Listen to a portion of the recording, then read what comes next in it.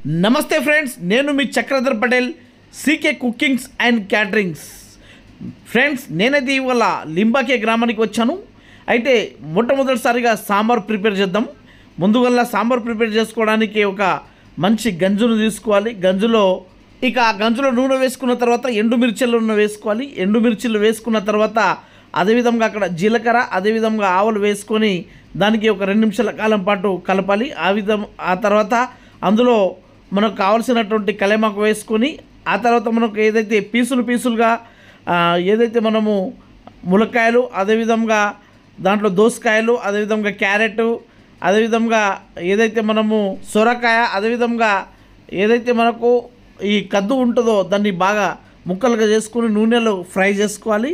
ఆ తర్వాత ఒక 2 నిమిషాల కాలం పాటు దాన్ని బాగా మరిగించి నూనెలో ఆ తర్వాత అల్లం వెల్లుల్లి వేసుకొని దాన్ని బాగా కలుపుకోవాలి. ఆ అల్లం వెల్లుల్లిలో 2 నిమిషాల కాలం పాటు మళ్ళీ దాన్ని నూనెలో ఈ విధంగా దాన్ని మంచిగా తిప్పుతూ పసుపు వేసుకోవాలి. పసుపు వేసుకున్న తర్వాత 2 నిమిషాల కాలం పాటు ఈ పసుపులో ఏదైతే మనం వేసుకున్నటువంటి మెటీరియల్ మొత్తం ఉంటుందో దాన్ని బాగా ఉడికించాలి.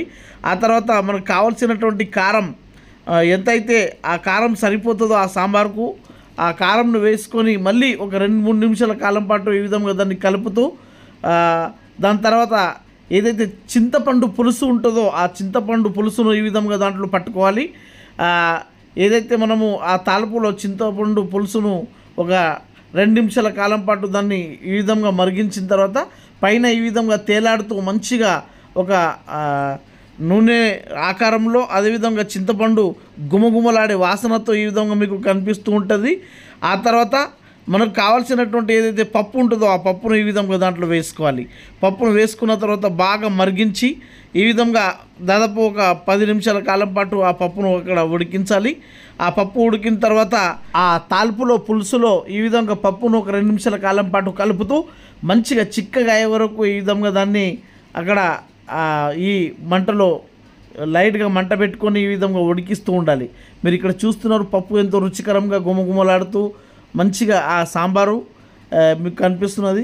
అదేవిధంగా ఒక 2 నిమిషాల కాలం పాటు ఆ సాంబార్ను అక్కడ ఉడికించడానికి కొద్దిగా మనకు కావాల్సినటువంటి నీటిని దాంట్లో వేసుకోవాలి. సాంబార్లో నీటిని వేసుకున్న తర్వాత ఒక 5 నిమిషాల కాలం పాటు మళ్ళీ మూత పెట్టుకొని ఈ విధంగా బాగా ఉడికించాలి. 5-10 నిమిషాల తర్వాత ఉడికిన తర్వాత ఆ సాంబార్ మీకు చిక్కగా ఈ విధంగా మంచిగా రుచికరంగా కనిపిస్తూ ఉంటుంది.